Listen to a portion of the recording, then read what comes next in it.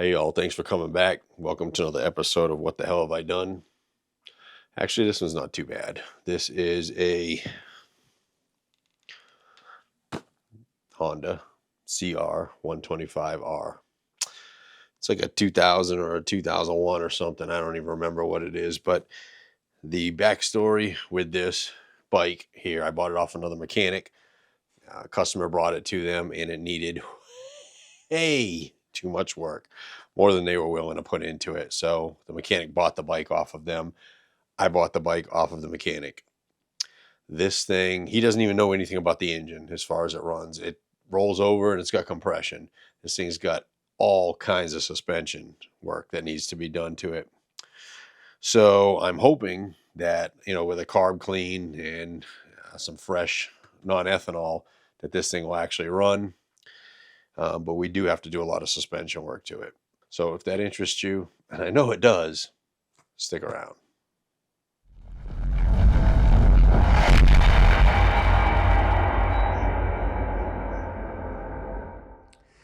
I think it will certainly clean up. We're going to need some grips for sure. It's got the ASV levers, but they're just totally worn out. So we'll probably get a new set of levers for it. The forks are leaking for sure.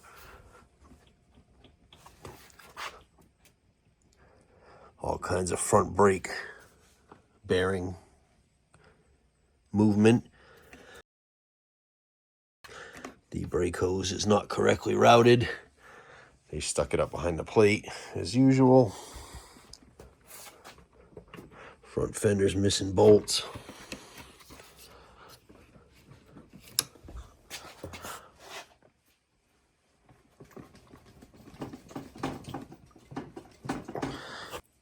So our shifter is super loose.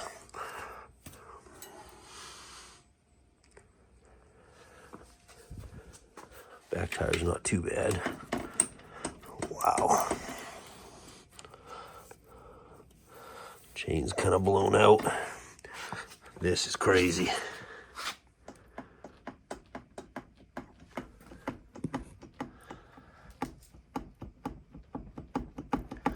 So Swingarm bushing bearings are shot.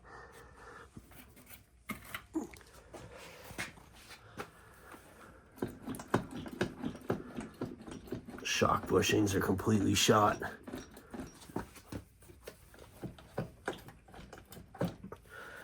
Linkage bearings.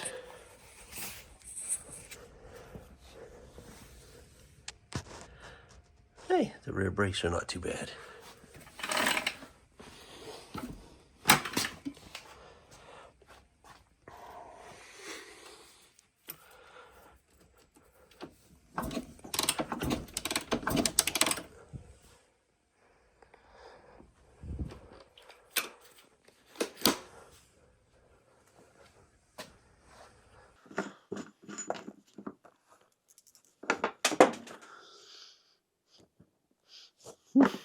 Gas smells delish.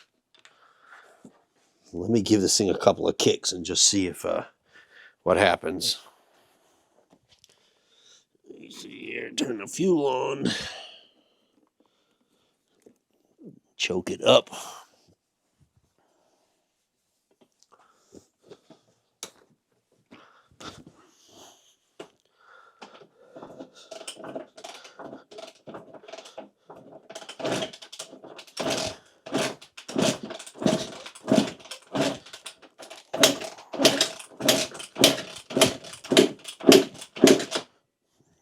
She's not going to start. And she's just pouring fuel out of the carb. In fact, it doesn't even smell like fuel. So we're definitely going to need a carb rebuild. It does have compression, so when we pull this apart here, we're going to get into checking for spark. I will do a compression check on it. So I'm pretty impatient. I definitely want to hear this thing start. I'm going to go ahead and pull the filter out. In fact, I'm going to go ahead and pull the whole subframe off of here. We're going to artificially inseminate this thing with some non-ethanol fuel mixed with two-stroke and give it a few kicks.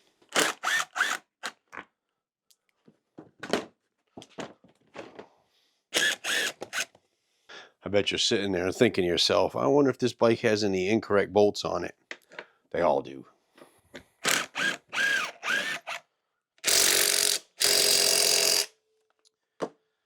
Oh, it's too tight.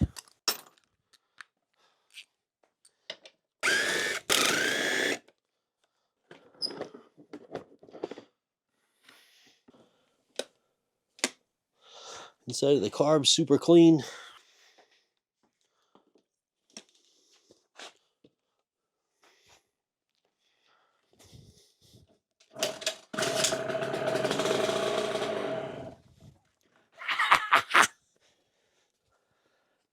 Wow, no engine work on this one. That is swell. All right, so it looks like what we're going to be doing to this thing is going to be a basic maintenance of changing the transmission oil, draining, cleaning this tank out, putting some non-ethanol with some good quality 2-cycle oil mixed at 32:1, rebuilding this carburetor, and doing a complete suspension overhaul on this bike. Let me get some parts ordered, and then we'll get back into it. I got a whole box full of goodies, from Rocky Mountain ATV, from new cables to shifters, brake pads, air filter, fork seals, suspension rebuild kit. So we're going to go ahead and do a complete refresh on this suspension. First thing I want to do is I'm going to get this tank off, get that carburetor off. I'm going to get the carb cleaned up, get that in the tank, and get the swing arm off and start replacing some of this linkages, the bearings and seals and all that stuff in the linkages. So let's do that first.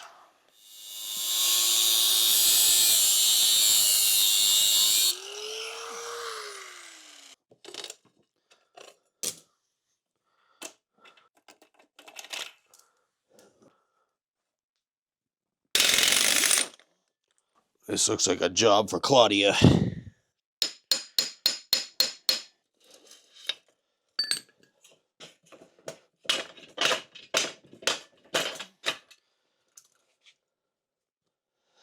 That rear rotor's definitely got a dip in it. Probably going to have to replace that. It's unusual that it's got the strap on here. They generally don't.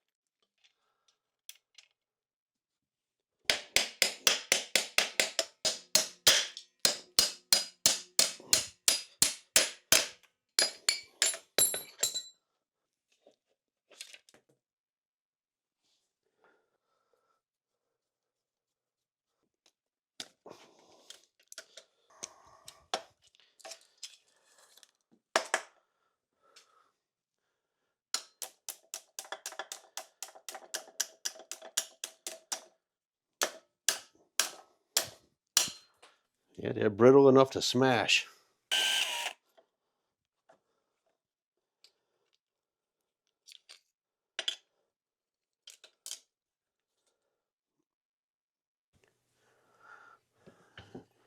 All right, so we look at these bushings, these bearings.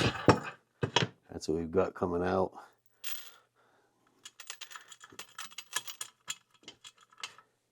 You'll really feel it on the double, that's for sure.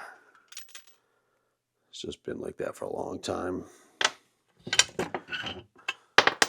This side, it's so bad that the entire swing arm, well, the chain guide obviously is no good, and it's worn into the swing arm a little bit, and there's just like literally nothing left to where this bushing was.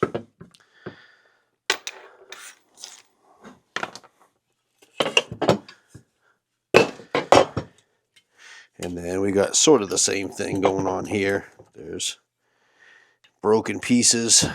I've got a swing arm from a 03 450, and I'm going to see if any of this linkage will work, because this stuff is busted up. All right, so our pivot here and our linkage is broken, and this is just a seal retainer. And of course the bearings are all completely shot. I'm going to see if I can, or I've got a lead on replacing this unit. For this particular model, it's a 2000 2001 only. The swing arm and linkage will fit. 2002 to 2007 is different, and obviously prior 99 and prior is different. So I'm going to procure a used set of linkage. Every single swing arm I'm coming across is like this or worse. It's no longer available new. Not that I would buy it new, because it's just outrageous. It would be outrageous. So we are going to go ahead and rebuild the bushings in the swing arm. This, like I said, is just a seal retainer. This is not all the way through. It'll make another round for sure, and I may have to build something here just to hold the seal in. I ended up picking up a AC TIG welder for doing aluminum welding, but literally I have absolutely no idea how to use it. So if I can get that up and going and a little bit of practice on it, I may be able to bend a piece of aluminum here and just kind of tack it in. But let's get this linkage off and get these bearings rebuilt.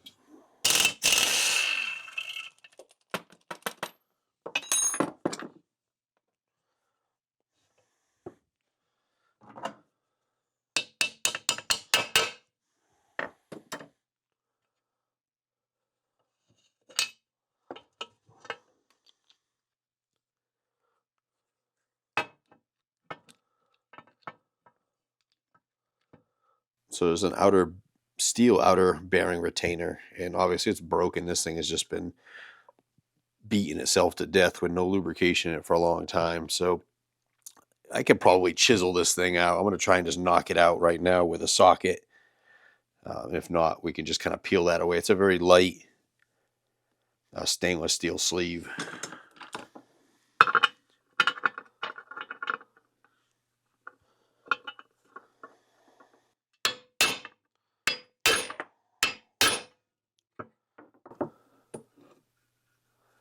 It's probably rusted in there pretty good.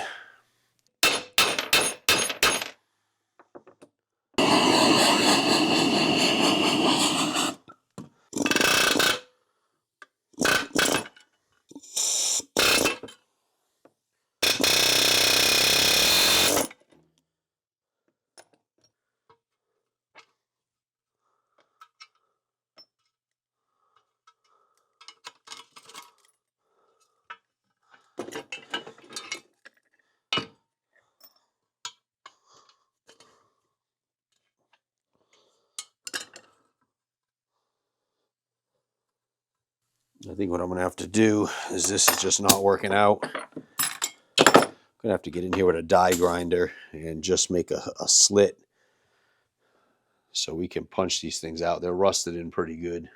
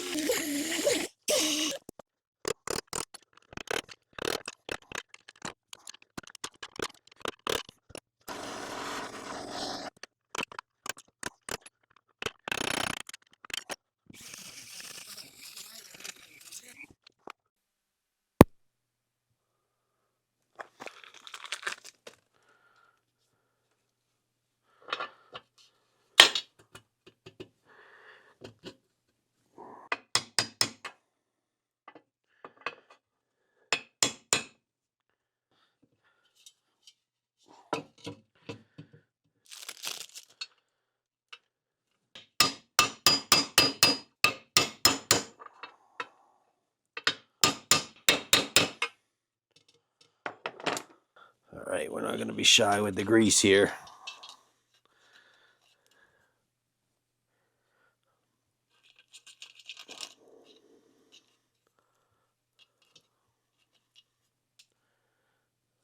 So on this particular model here, the 2000 to 2003, basically, the order of installation is going to be a flat washer. And you have a thrust bearing.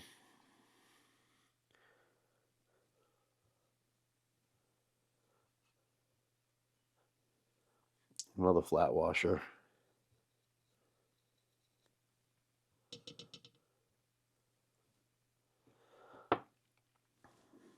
Then you've got your outer dust seal. And then there's a side washer.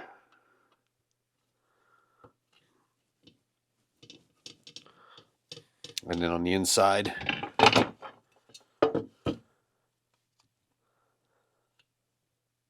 we've got our other smaller dust seal. And these will go just even with the outside of the swing arm.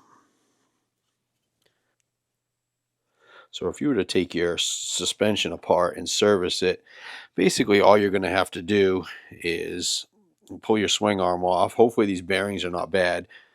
Pull your center pin out, re-grease it, replace your seals, and then just slide it back together and won't have any issues. And that's it. I'll just do the same thing with the other side. Alright, so while waiting for some parts here, I threw the carburetor in the parts washer to get the heavy gunk off of it. Let's get it apart and get it in the hot tank.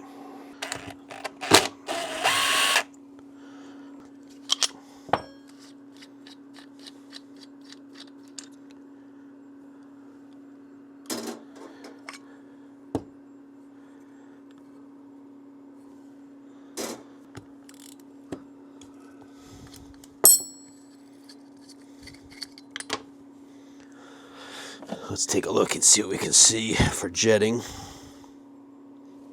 See if we have to make any adjustments. I literally can't read it yet.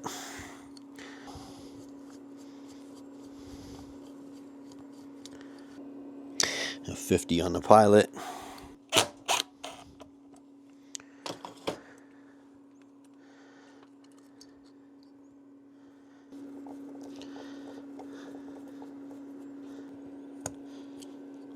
Be very cautious you don't crush this. Yeah, this thing is hard as a rock. It's not really even rubbery anymore.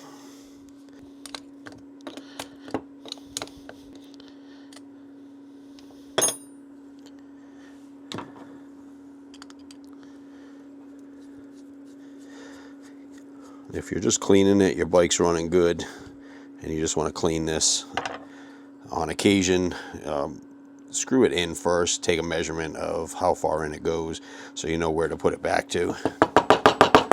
This particular one, I don't really care, so all my small parts I'm going to throw in a basket here.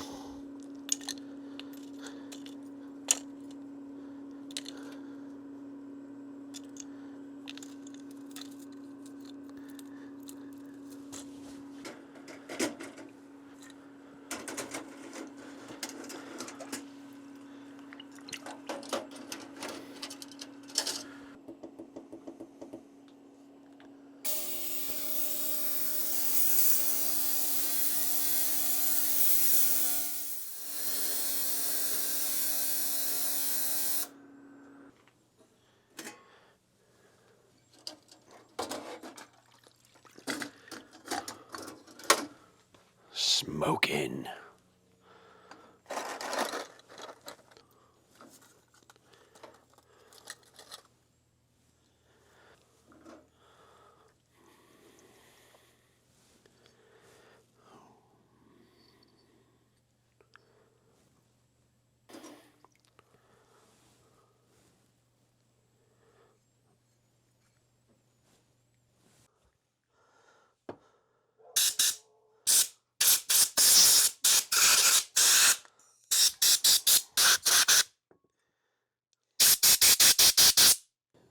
especially on your pilot jet, you want to put it up to the light and make sure that you can see light through it.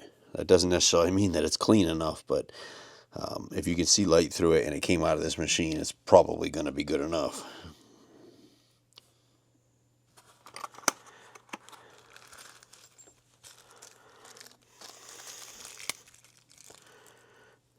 Well, it's a decent kit. It came with a new needle and seat. I like that.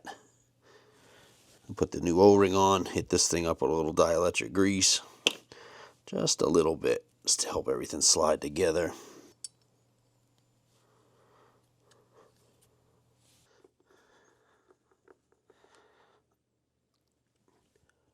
Well, the jets that come with this thing have no numbers on them. It does say 2000 2001 CR125, and this is going to be more than likely at sea level. It's going to be just standard jetting. And the main jet doesn't have anything on it as well.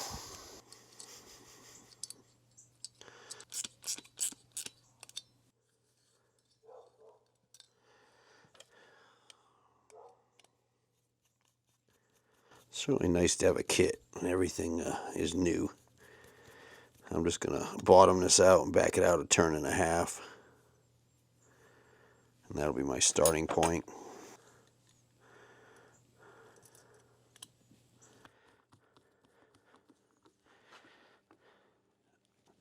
Next thing you want to do is check your float height, check your book, your manufacturer's recommendations on what that's supposed to be set at.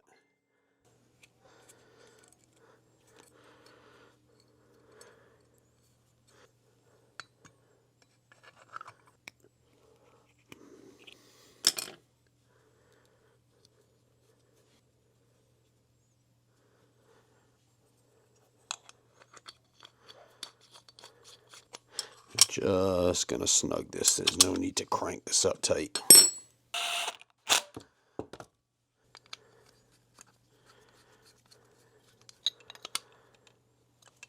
I'll throw the rest of these parts in my extra carburetor parts, and we will install this slide needle and upper cover gasket when we put this carburetor back together.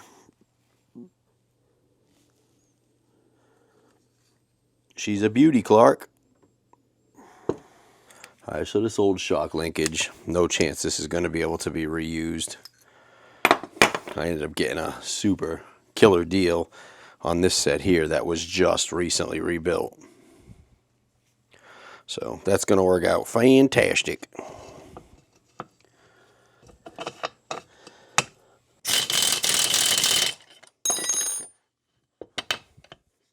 Alright, before I put the spring arm on, I'm going to loosen up all the engine mounts.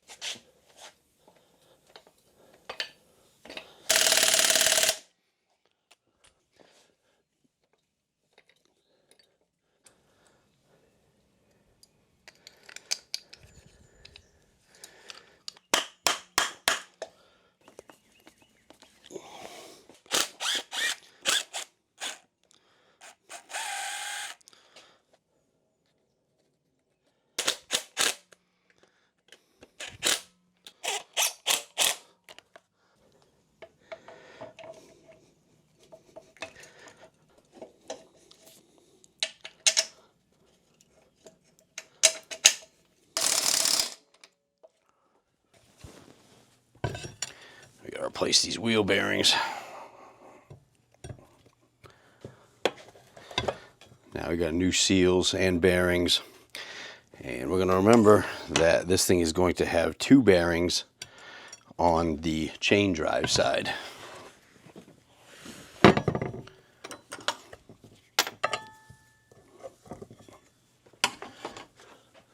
And that's going to give you 3 bearings in total.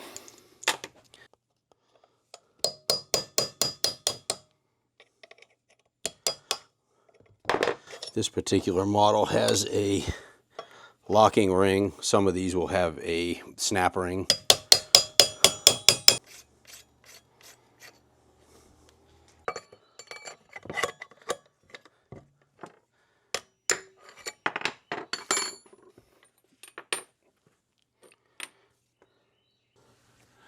I love when people grease the outside of a sealed bearing.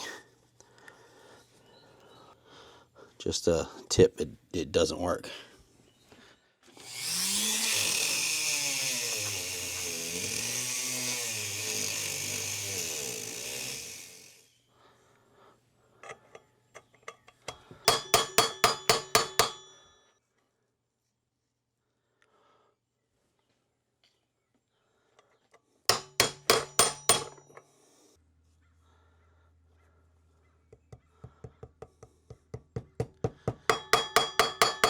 Don't forget your sleeve. If you don't put this spacer in, what will happen is when you tighten up the axle, it'll pull the inside of the bearings apart.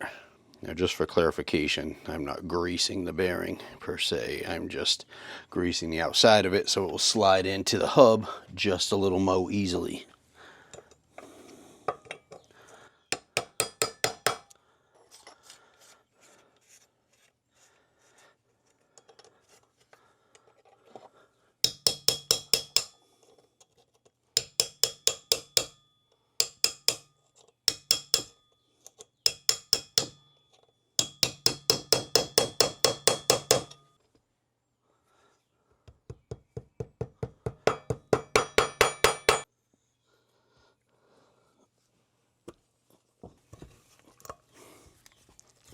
And that's it. Our rear wheel bearings are complete. While your rear axle is out, this is a great time to go ahead and make sure your adjusters are working properly and freely, since you have good access to them.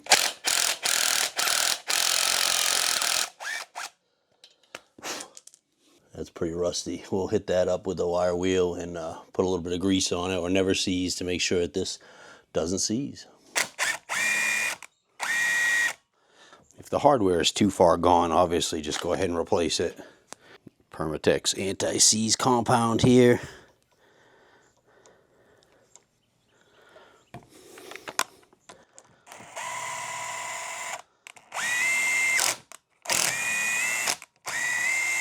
That's going to make sure that this will not freeze up on us again.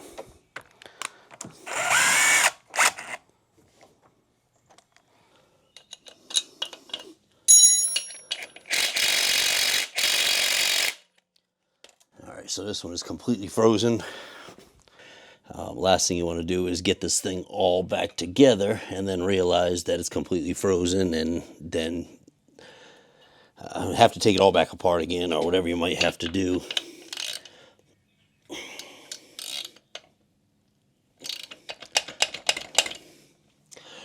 So what I'm going to have to do is put a little bit of heat on this bolt and see if I can get some penetrating oil to move in there. And we want to make sure we can get this out without galling all these threads.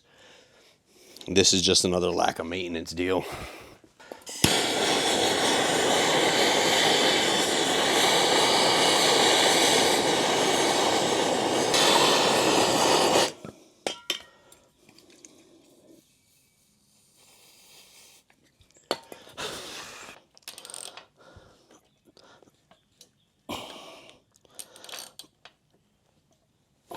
She's trying to turn a little. Patience is the key with this. Generally, you want to heat the hole. Anything you want to enlarge, you're going to apply heat to it. But because there's a lot of rust and corrosion built up, sometimes heating the steel bolt will cause the steel bolt to expand, and then as it cools back down again, you may have a little bit of wiggle room.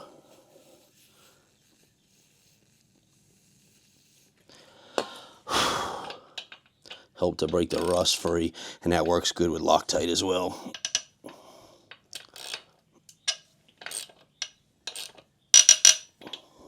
Well, unfortunately, despite me taking my time, the head of the bolt snapped off, and we're going to have to cut it, drill it, and tap it.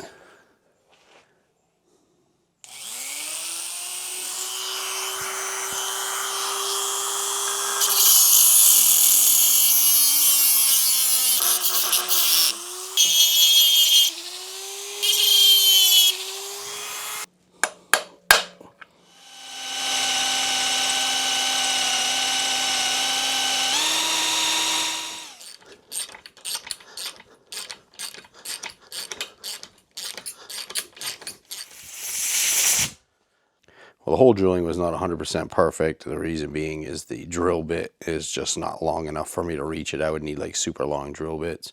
But it's going to work for what we need. I'm going to go ahead and just replace the hardware with new bolts and nuts.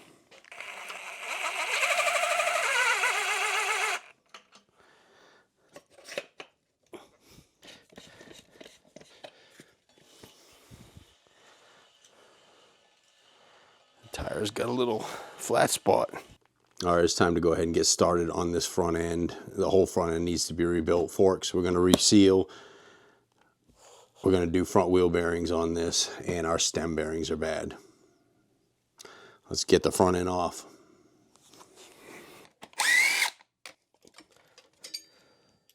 Metal to metal on the front brakes. I hope I brought brake pads.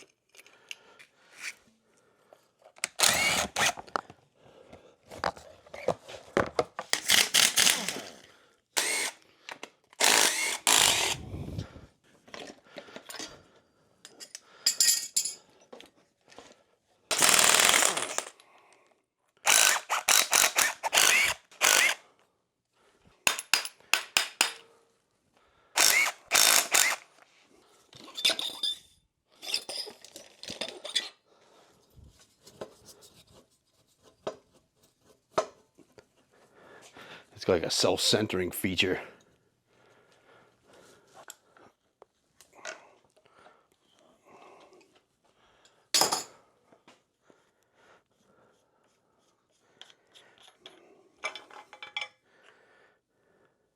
All right, first thing we're going to do is get our steering stem bearings replaced. And actually the bearings don't seem bad. I almost guarantee that the races have like spots where the bearings have dug into them, and that's what's causing that. So we're going to replace the races. Here's our bearing, and this is our race. This goes in the frame. First thing I want to do is get our bearing race punch and get Claudia and start hammering on these things.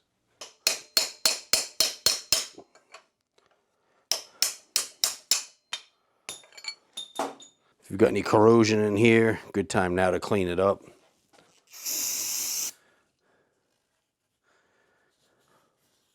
Typically what you want to use here is a race driver tool to punch these in. But if you don't have one, don't worry about it. It's not a big deal. I'll show you how to do this without it. And you want to make sure that the tapered end of your race is facing out and the flat bottom end is facing down against the frame.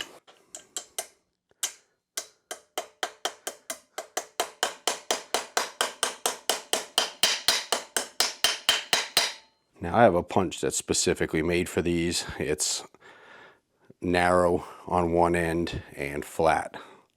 So you can do this with a screwdriver. You just don't want to slip and damage the race itself. But you're just going to work it back and forth.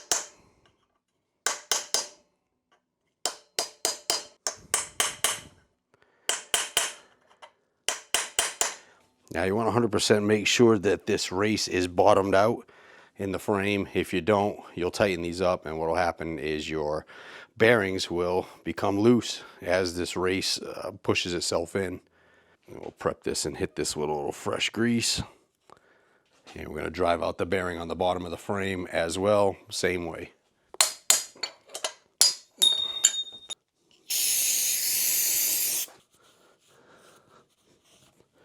With this one here, I'm going to use my race driver, and this will also drive seals if you flip it over. That just sits inside the race, and we can knock it up inside of there.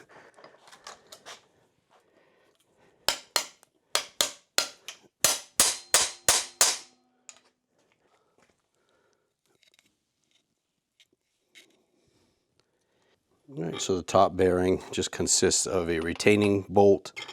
You have a seal, keep the grease in, top bearing. Now your bottom bearing, not so easy. What I'm going to do is use some heat and a chisel gun to knock this off. But before I do that, I need to break this outer race off. Again, this kind of stuff can be done with a screwdriver or a chisel manually, but it's just so much easier with pneumatic tools.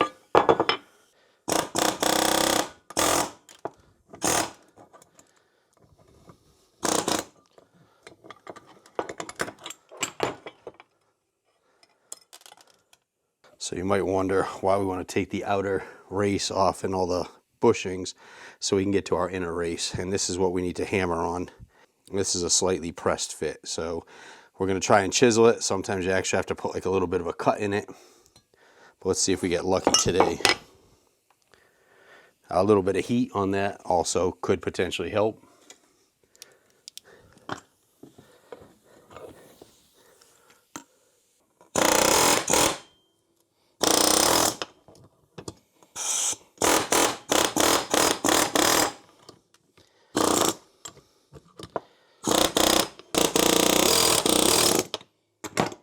Got lucky again.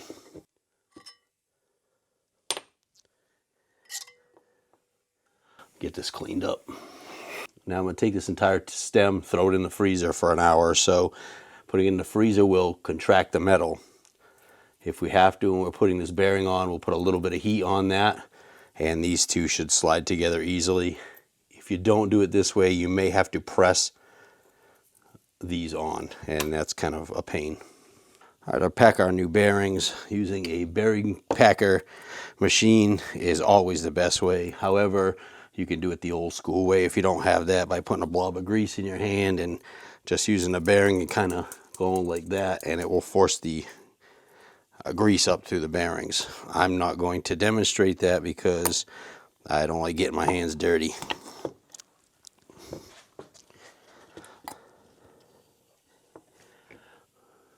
By using this machine, you can see it forces the grease up through all the rollers. And this bearing and seal is now ready to be installed on the top.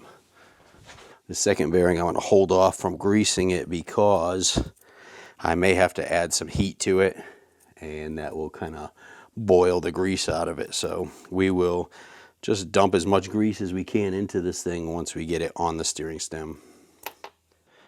All right, so we got our stem out of the freezer, put a little bit of heat on our bearing, inner bearing race, which will expand it. And then these two pieces will slide together. As the temperatures equalize between the two, the stem warms up and the bearing cools down, they will lock themselves in place. This is really the easiest way to do this. Let's go ahead and get it installed in the frame.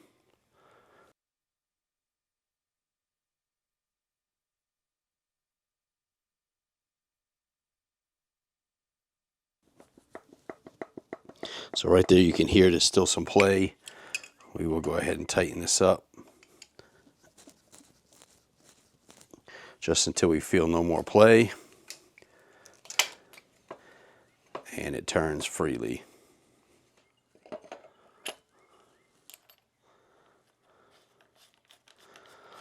Now I'm just going to put the top nut on temporarily. There is a torque spec for this, but we're not going to torque it down yet because these things will pivot independently, and if you tighten them down and they're off just a little bit, you'll never get your fork in. So we want to get it just snugged up so we can get our forks back in. Let's go ahead and get the front wheel bearings replaced. Now there's really not going to be much in the way of tutorial on this. It's just about the same as the rear bearing. We'll pull the seal, Some of these will have a snap ring holding them in, and we'll just drive one side out, drive the other side out, and put our new bearings in.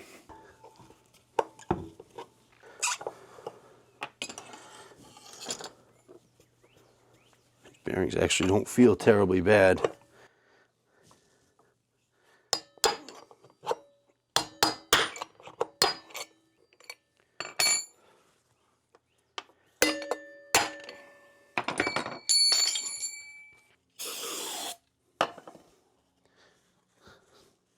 So if you use a socket or anything to drive these bearings in, you want to make sure that your socket contacts the outer race, but is still smaller than the opening of the wheel.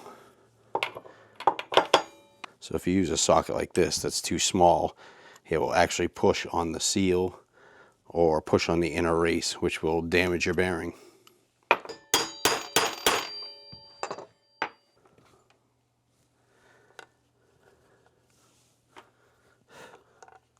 Ooh, those seals are too small. Those seals are too small. Well, we're going to reuse our old seals. Again, don't forget your middle sleeve.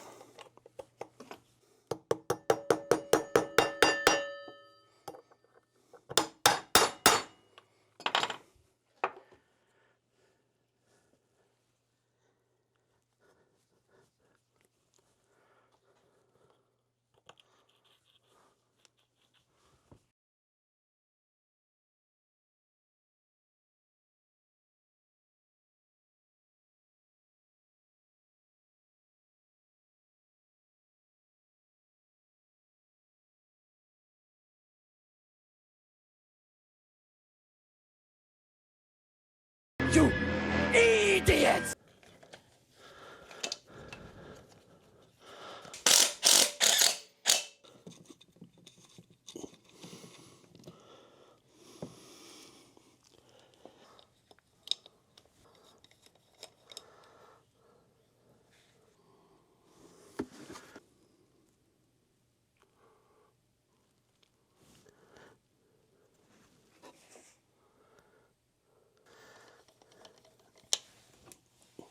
All right, well, I'm waiting for a few more parts. Let's go ahead and hook this thing up to the bottle and see if we can get it to idle for a little bit. We can't do any carb tuning right now. Obviously, the air box is off and everything else, but we just want to hear this thing run for a little bit more than 1 second.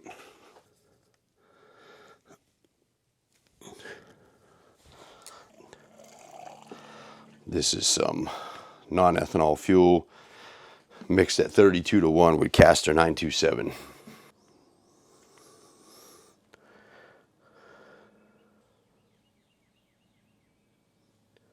Okay. Now our bowl is leaking pretty bad. So we solved that debacle with the fuel leaking. Apparently the O-ring was no good. The one that came in the kit for the jet access cover on the bottom of the bowl. So we threw a new O-ring in there, got our hook back up again. Let's go ahead and give this thing a couple of kicks.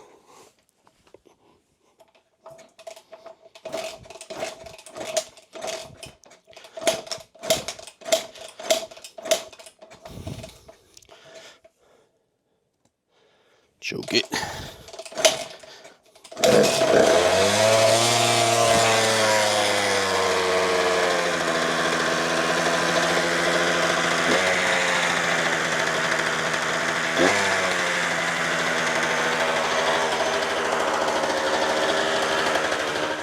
Alright, so as you can see, the shop is just full of smoke. This thing is throwing spooge like crazy. I think we're going to have a bad crankshaft seal issue on this engine, unfortunately. I don't know really if somebody just dumped a bunch of oil in this cylinder or whatever, but it spit a lot of oil out of this thing. So I'm going to run it a little bit longer. If it continues to spit oil and it doesn't clear up, we're going to have to pull this engine, split these cases, and replace these crank seals.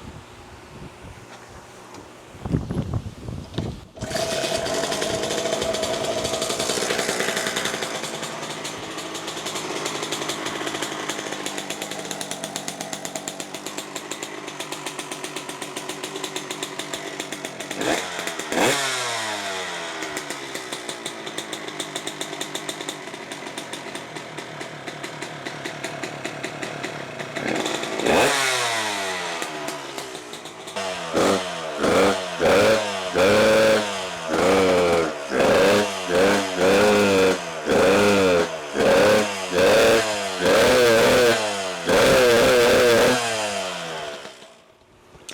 So I'm going to shut this thing down, let it sit for a few minutes. I'm going to recheck the transmission level, top it off if I need to, and see how low it is. If it's quite a bit low, we're going to have crank seal issues. So this thing seems to be running pretty good. I can't do any major league carburetor tuning on this yet because obviously we're not out riding around. I did, however, change the pilot jet from a 50 to a 40 because this thing was like 4 turns out on the screw and it didn't even want to idle. So we did drop it to a 40 and that feels pretty good. Again, that's something we're gonna have to test while we're out and about. It's still smoking just a little bit. When I first started this thing up, it sounded like so quiet. And I'm thinking that this pipe is actually full of oil. And it's just, these 2 strokes you can idle them forever. I can keep my hand on the pipe. It's really not that hot. It's gonna take a little while to burn the oil out for whatever reason. I did check the fluid in the transmission and it was full. So no issues there. So at this point here, I need to get this bike kind of together and get it out so I can test it and actually get into the throttle a little bit.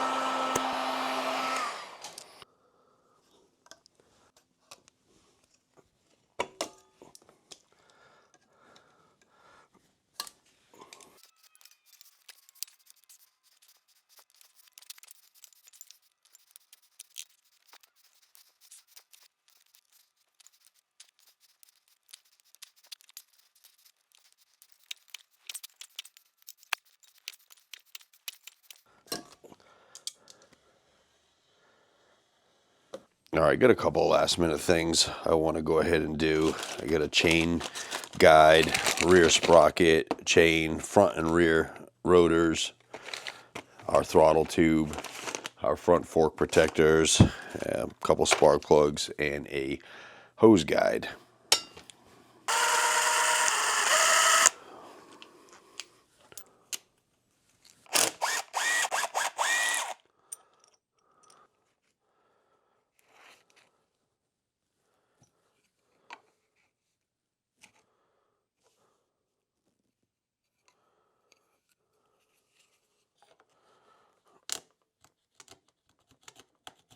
Something don't seem right there.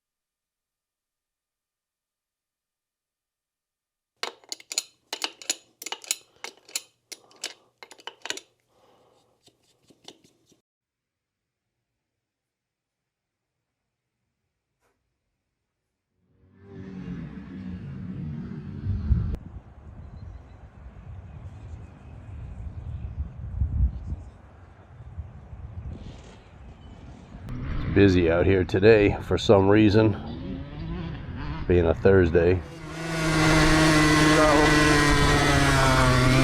the bike runs good, but it seems to be those crank seals are just totally bad. It's like stuck in oil every time I heat it out.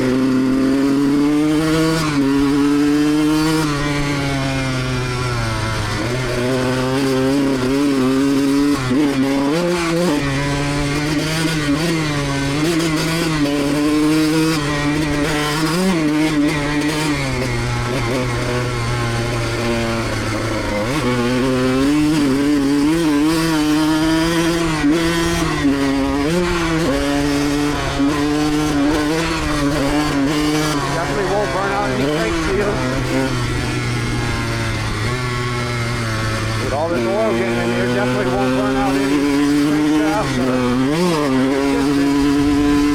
get plenty of lubrication.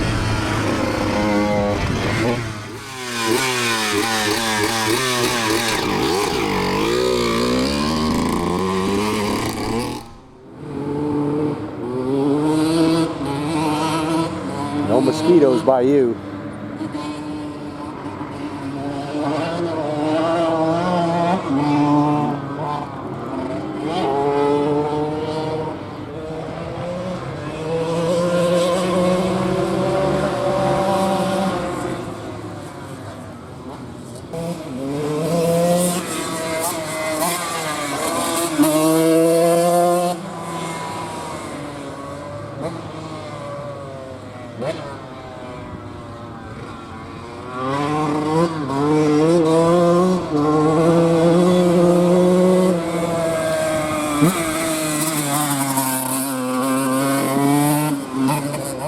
Wall to wall and I still ain't sold out.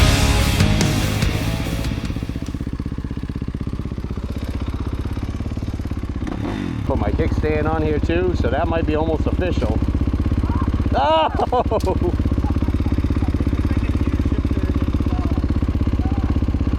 I think that's the first time I ever seen you fall.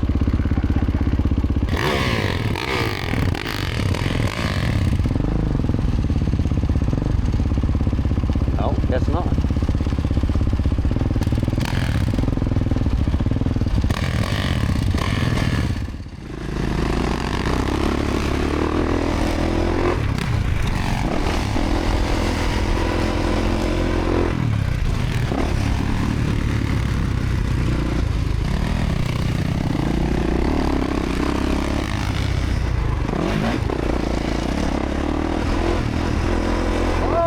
it. He throws a foot. Nice.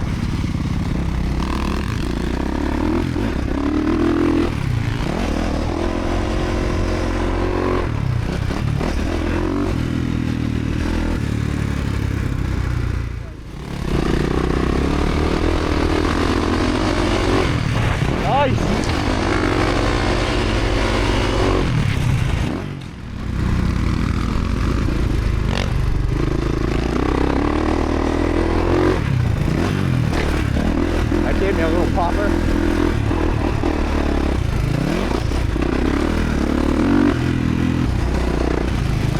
That one looks like it's probably pretty. Ah shit, I wanted to hit this one and I didn't. Did it pop you?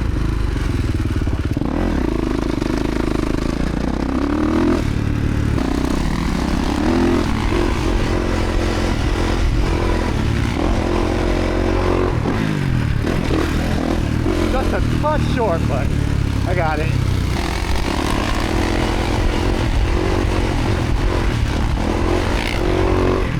Nice. That is sweet.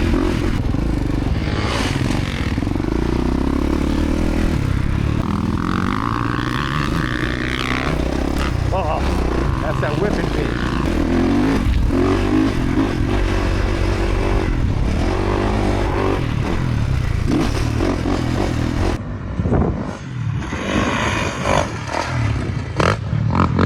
Good, dude. Thanks, Whippy. Stop roosting me.